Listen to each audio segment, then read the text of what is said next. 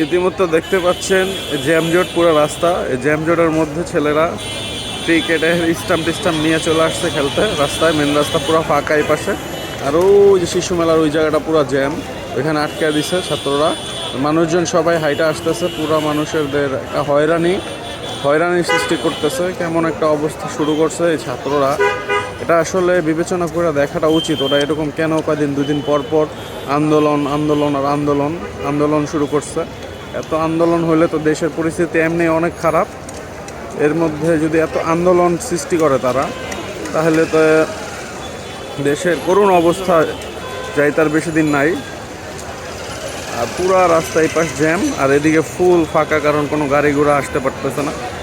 কোনো মতে কিছু কিছু গাড়ি আসতেছে, আর মানুষজন সব হয়রানি হাঁটতে হাঁটতে আসতেছে, অনেক কষ্ট হইতেছে। আর এখানে দেখতে পাচ্ছেন ক্রিকেট খেলতেছে।